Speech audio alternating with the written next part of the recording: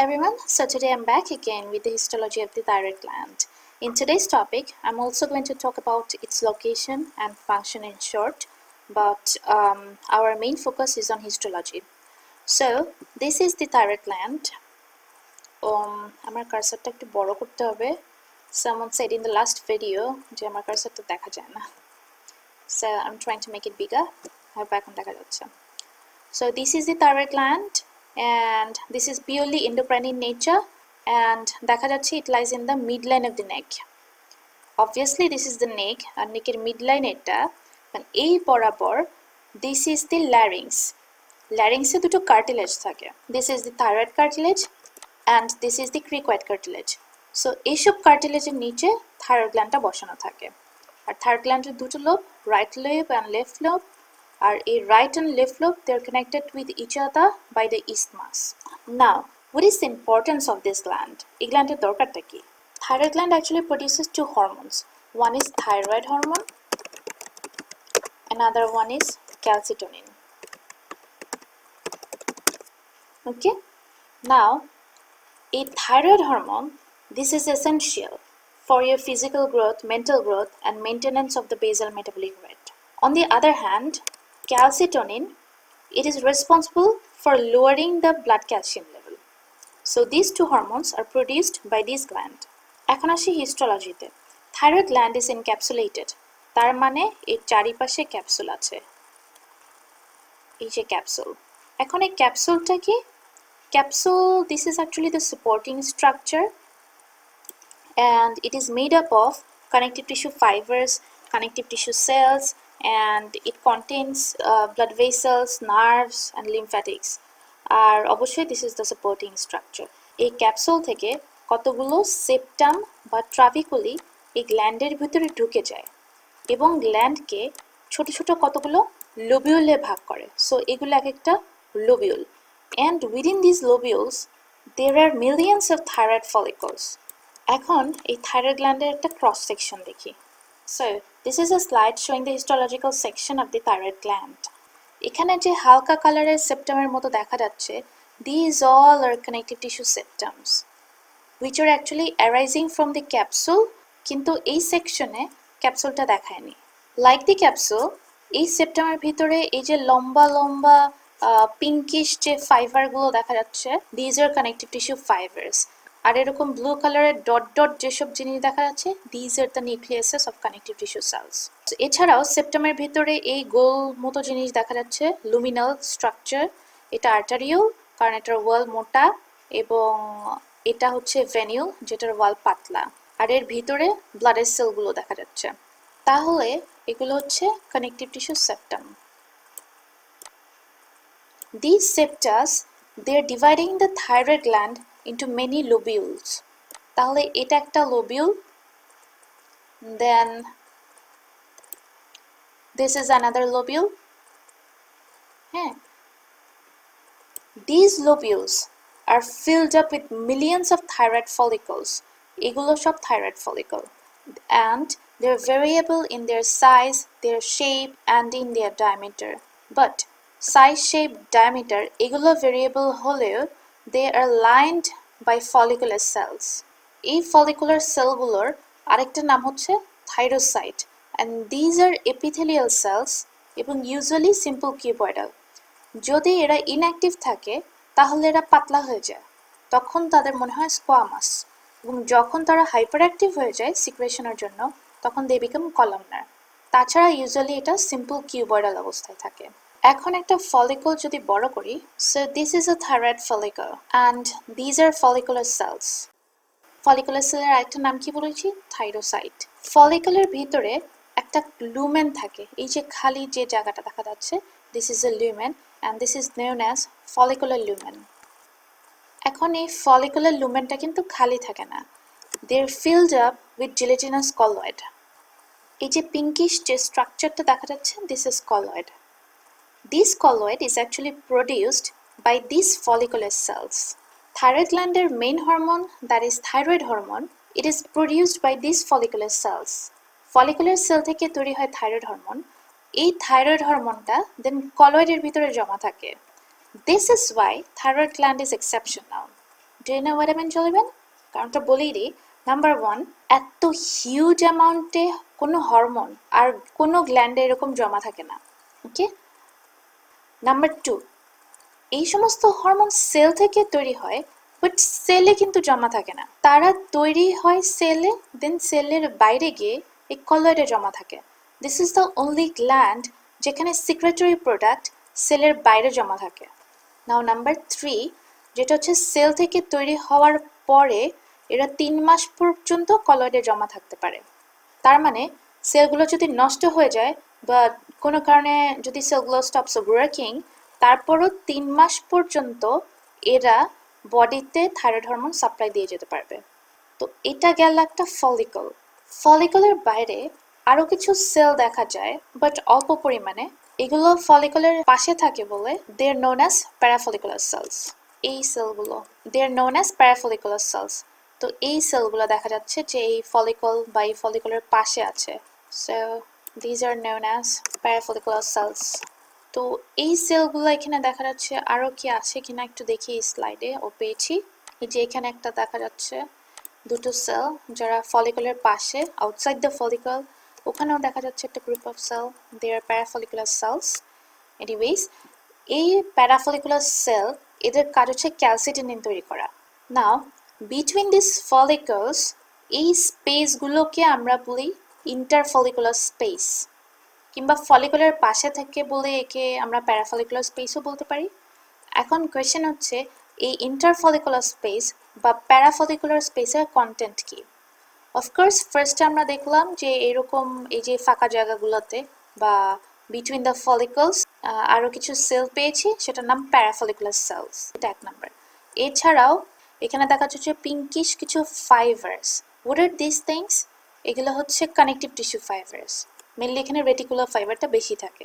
And also ওই যে nucleus দেখা যাচ্ছে নীল ডট, ওখানে dot, these are connective tissue nucleuses. এছাড়া most important thing for the thyroid gland and other endocrine glands, যেটা থাকতেই হবে, ফলিকুলার পাশে এরকম ব্লাড ভেসেলস থাকতে হবে, capillaries. And for your information, these are fenestrated capillaries. খুব ইম্পর্টেন্ট টু নাও। এই ফলিকলগুলো এবং এই প্যারাফলিকুলার সেল এগুলো মিলে তৈরি করছে গ্ল্যান্ডের প্যারেনকাইমা। এবং এই ফলিকল প্যারাফলিকুলার সেল এগুলো ছাড়া বাকি যা আছে সবই হচ্ছে গ্ল্যান্ডের স্ট্রোমা। ওকে, মানে সাপোর্টিং স্ট্রাকচার।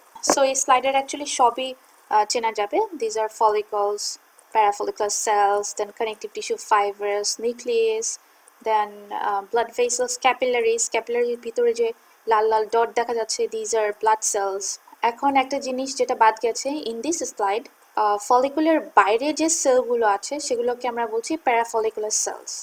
বাট এখানেও একটা ক্লাস্টার অফ সেল দেখা যাচ্ছে, but these are not parafollicular cells. These are actually follicular cells in tangential section. এখন tangential sectionটা কি? ধরে এটা একটা ফলিকল, ক্রস সেকশনটা এর ভিতর দিয়ে যাওয়ার কথা ছিল, বাট কোনো কারণে সেকশনটা যদি ভিতর দিয়ে না গিয়ে এরকম এই কর্নার বা সাইড দিয়ে যায়, তাহলে এই জায়গার সেলগুলোকে এরকম ক্লাস্টার ফর্মে দেখা যাবে। These are actually follicular cells in tangential section, of course. So that's all about this slide. যদি আমরা এখানকার একটা সেকশন জুম ইন করে পরের ছবিতে দেখি, this is the slide. These are the thyroid follicles. এই গোল গোলগুলা filled up with pinkish gelatinous colloid, R these are the parafollicular cells. এখন এখানেও যে ক্লাস্টার বা গ্রুপ অফ সেল আছে, these are not parafollicular cells. These are the follicular cells in tangential section. এগুলো কি follicular sell নাকি প্যারাফলিকুলার sell? এগুলো বুঝতে হলে আমাদের আসলে জানতে হবে ফলিকুলার সেল এবং প্যারাফলিকুলার সেলের পার্থক্য কী, যেটা দেখে আমরা মাইক্রোস্কোপে চিনব যে these are follicular cell and these are parafollicular cell. যদি এখানেই দেখি, এগুলো ফলিকুলার সেল আর এগুলো প্যারাফলিকুলার সেল। অবভিয়াসলি দেখা যাচ্ছে যে ফলিকুলার সেলের চেয়ে প্যারাফলিকুলার সেলের সাইজ বড়, অ্যান্ড অলসো ফলিকুলার সেলের চেয়ে প্যারাফলিকুলার সেলের নিউক্লিয়াসের সাইজও বড়। আরেকটা জিনিস এই স্লাইডে কি খুব বেশি বোঝা যাচ্ছে কিনা আই ডু নট নো, যে ফলিকুলার সেলের চেয়ে প্যারাফলিকুলার সেলটা হালকা কালারের হয়। এই জিনিসটা খুব সুন্দর করে পরের স্লাইডে দেখানো যাবে, বাট তার আগে এই স্লাইডে আর কি কি আছে তা একটু দেখে নিই। এখানে একটা দেখেছে থাইরয়েড ফলিকল, এর ভিতরে যে কলয়েডটা সেটা বেশ ভাঙাচোরা দেখা যাচ্ছে because this is actually distorted বা নষ্ট হয়ে যাওয়া একটা কলয়েড। নেক্সট, এখানে খুব সুন্দর দেখা যায় এগুলা ফলিকুলার সেল। এই এতটুকু চারিপাশে যে একটু হালকা magenta colour, that is the cytoplasm of the cell. আর এখানে বেশ ডার্ক পার্পল মনে হচ্ছে, দিস ইজ দ্য নিউক্লিয়াস। আর এই বড় সাদা যেটা দেখা যাচ্ছে এই লোগোটার নিচে, this is the parafollicular cell. Obviously দেখাই যাচ্ছে এখানে যে সাইটোপ্লাজমটা পুরো সাদা বা পেল, আর সেলের সাইজ বড়, নিউক্লিয়াসের সাইজও বড়। ক্লিয়ার সাইটোপ্লাজমের কারণে এটা আরেকটা নাম হচ্ছে ক্লিয়ার সেলস বা সি সেল। তাহলে প্যারাফলিকুলার সেলের আরেকটা নাম হচ্ছে সি সেল। এটা খুবই সুন্দর একটা স্লাইড। সো পরের স্লাইডে যাই।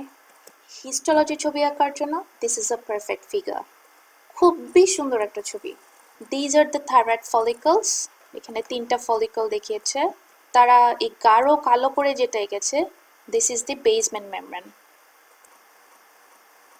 এই সেলগুলোর বাইরে যে একটা বেসমেন্ট মেমব্রেন আছে এটা কিন্তু দেখা যায় না। কিন্তু দেখা যায় না বলে কি বেসমেন্ট মেমব্রেন নাই? বেসমেন্ট মেমব্রেন তো আছে, সো ওটা আঁকতে হবে। কারণ আমি তো আগেই বলেছি যে এই সেলগুলো দে আর এপিথেলিয়াল সেলস। আর আমরা জানি যে এপিথেলিয়াল সেল তারা বেসমেন্ট মেমব্রেনের উপর বসানো থাকে। সেলগুলো একটা আরেকটার সাথে এই এপিক্যাল সাইডে জাংশনাল কমপ্লেক্স দিয়ে তো বাঁধা থাকবেই, অ্যান্ড অলসো তারা বেসমেন্ট মেমব্রেনের সাথেও হেমিডেসমোজোম দিয়ে আটকানো থাকে। তো একটা থাইরয়েড ফলিকলকে যদি আমরা ফোকাস করি, দিস ইজ বেসমেন্ট মেমব্রেন। আর এই cell, this is follicular cell, বা এটার আরেকটা নাম হচ্ছে থাইরোসাইট।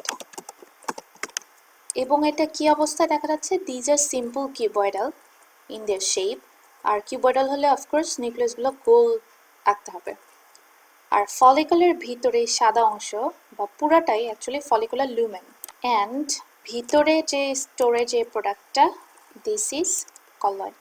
ওকে, এখন বিটুইন দিস ফলিকলস, এই ইন্টারফলিকুলার স্পেসে আমরা দেখতে পাচ্ছি এগুলো হচ্ছে প্যারাফলিকুলার সেল। এই ফাইবারগুলো they're connective tissue fibres, and এগুলো হচ্ছে capillary, and obviously they're fenestrated capillaries. এখন প্যারাফলিকুলার সেলটাকে একটু ফোকাস করি। এখানে কিছু প্যারাফলিকুলার সেলস দেখতে পাচ্ছি ফলিকুলার ঠিক পাশেই আছে, but they are lying within the basement membrane.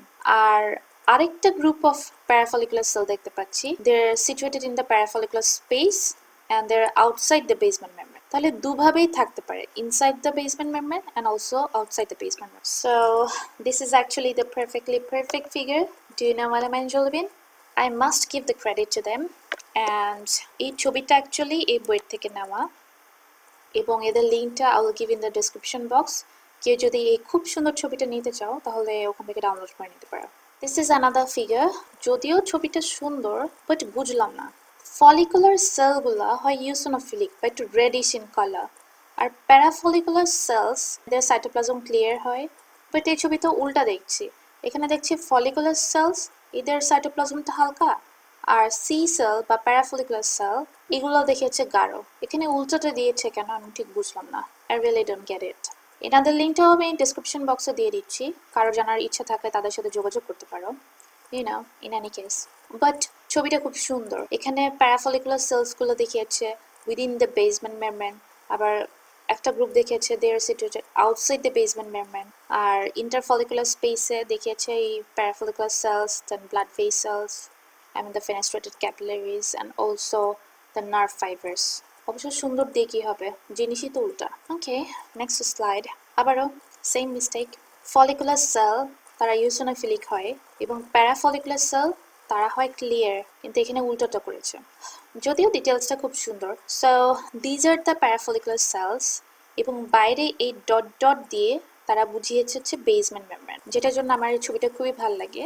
সেটা হচ্ছে দিস ইজ আ সিঙ্গেল থাইরোসাইট। এই থাইরোসাইটের উপরের দিকে এই অংশকে বলা হয় এপিক্যাল সাইট, এবং আমরা যেটা দেখতে পাচ্ছি এপিক্যাল সাইডে কতগুলো এরকম উঁচু উঁচু মাইক্রোভিলাই আছে, অ্যান্ড অবভিয়াসলি এটা হচ্ছে follicular lumen filled up with colloid. দেখা যাচ্ছে যে এপিক্যাল সাইটটা is directed towards the colloid.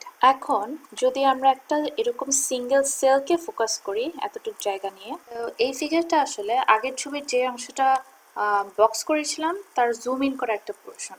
So this is a single follicular cell, অথবা এই সেলটার আরেকটা নাম থাইরোসাইট।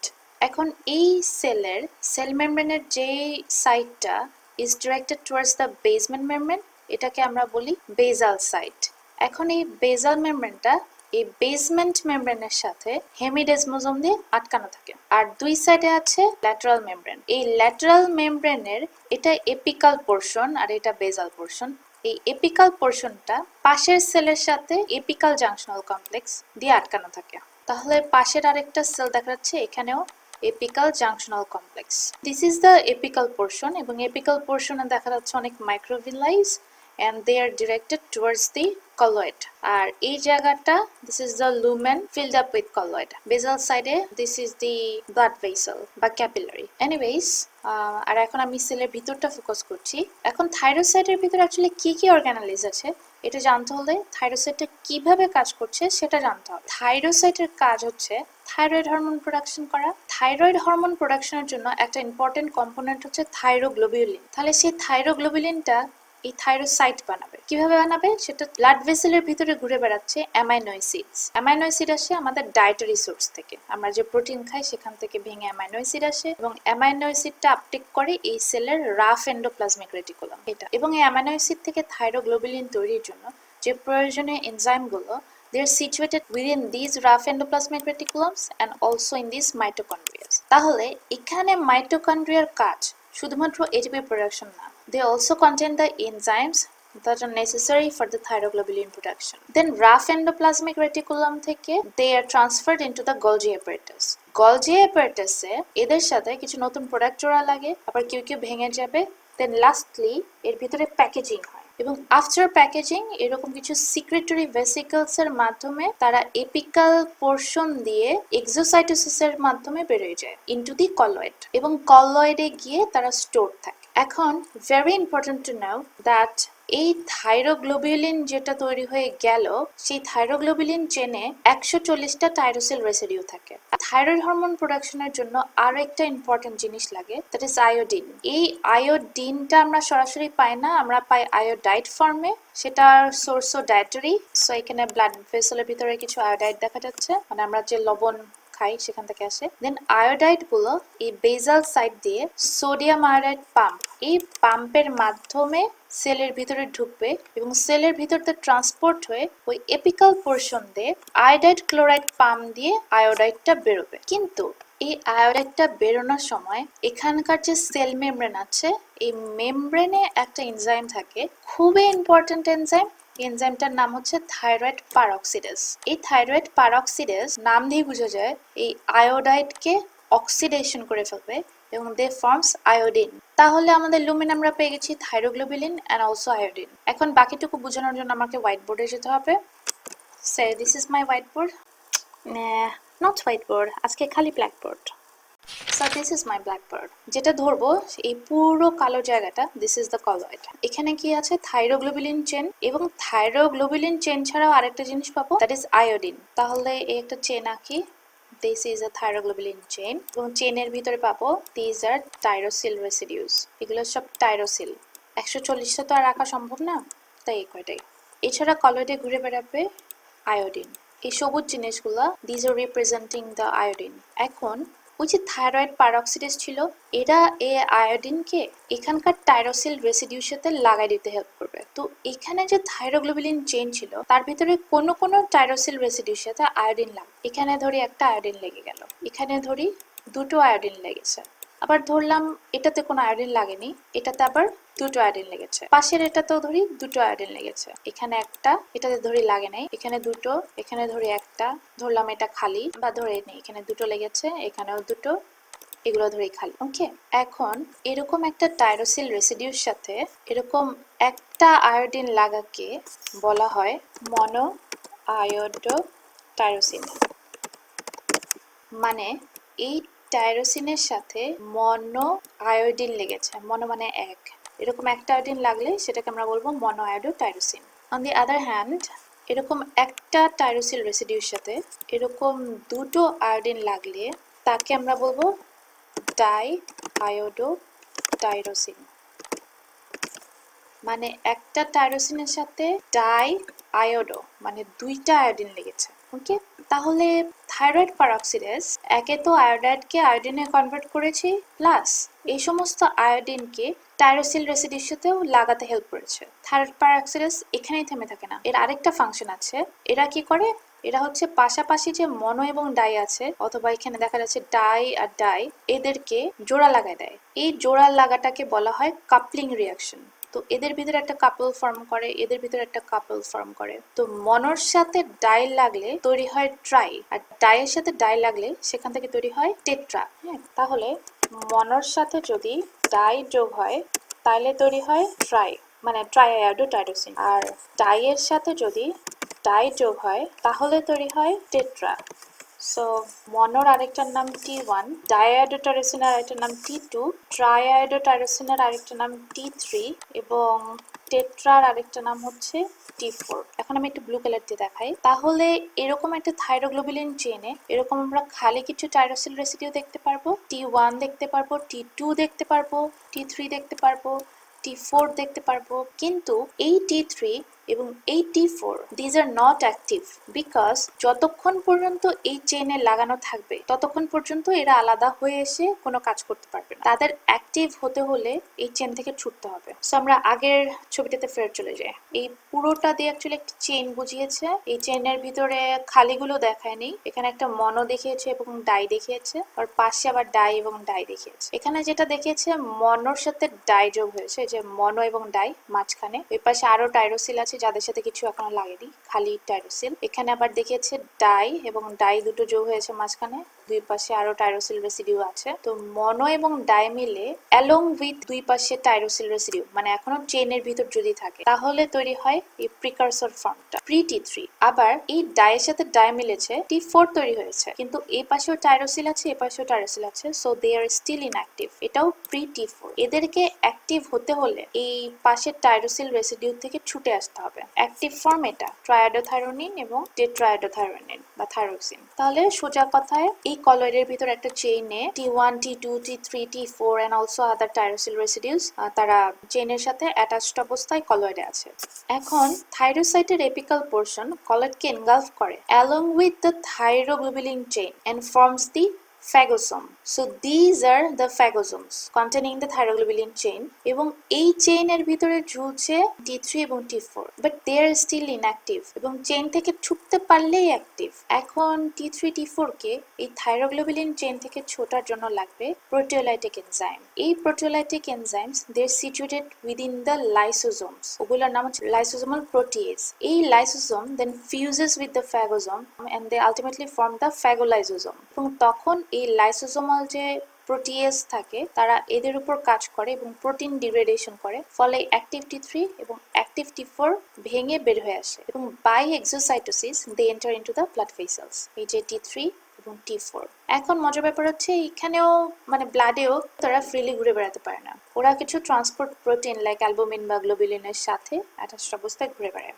আরেকটা ইন্টারেস্টিং ব্যাপার হচ্ছে T3 এবং T4 এর মধ্যে প্রায় 90% কম্পোনেন্টই হচ্ছে T4, T3 কম থাকে, বাট মোর অ্যাক্টিভ হচ্ছে T3, কম হলেও কাজে বেশি। তাহলে এই সেলের বাম দিকে দেখিয়েছে more like synthetic activity and transport, আর উল্টো দিকে দেখিয়েছে বেশিরভাগ with degrading activity and transport.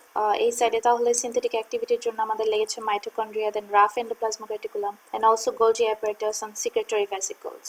এবং ট্রান্সপোর্টের জন্য আমাদের লেগেছে সোডিয়াম আয়োডাইড পাম্প এবং উপরে এপিক্যাল মেমব্রেন থেকে আয়োডাইড ক্লোরাইড পাম্প।